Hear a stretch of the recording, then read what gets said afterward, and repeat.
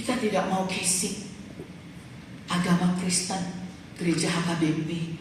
Agama Kristen, gereja GKPI. Agama Kristen, gereja BNKP. Agama Kristen tidak akan pernah menyelamatkan. Agama tidak akan pernah menyelamatkan manusia. Yang menyelamatkan adalah Yesus. Ini berita baik. Inilah yang disebut dengan Injil Kristus.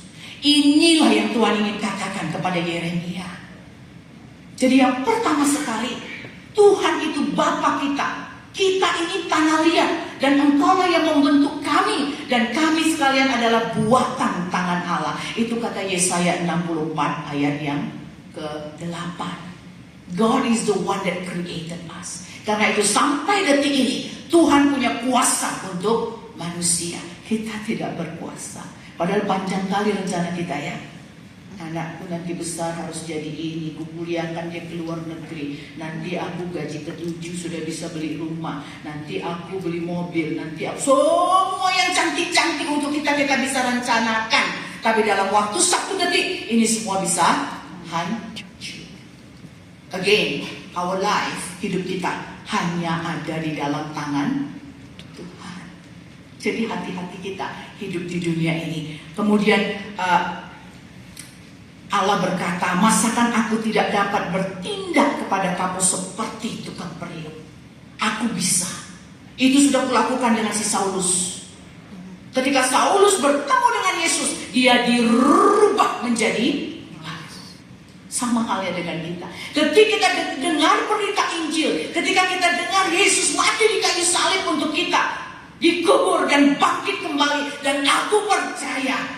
Itulah yang dilakukan Allah dengan si Saulus. Dan kalau kita percaya, katanya, kita akan dirubah dan dikasih modal.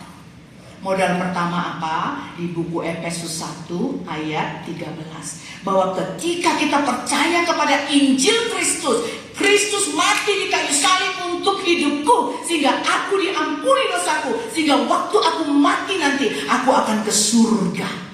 Itu Efesus 1 ayat 13. Dan aku dimeteraikan oleh Roh Kudus. Sadar nggak kita bahwa kita yang percaya kepada Yesus ada Roh Kudus di dalam hati kita? Dan bukan hanya itu, Galatia 2 ayat 20. Hidupku bukan aku lagi, tapi Kristus hidup di dalamku. Itu Allah Anak, Yesus. Dan Immanuel, Allah menyertai kita. The triumph God, Allah Tritunggal itu ada di dalam setiap orang yang percaya kepada Yesus sebagai Tuhan dan Juru Selamat. Saya nggak tahu kekristenan kita hanya casing atau yang saya terangkan tadi.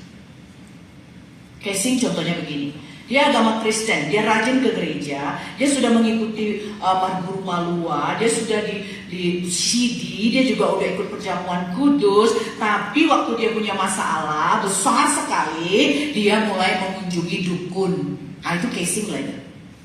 Itu maksud saya.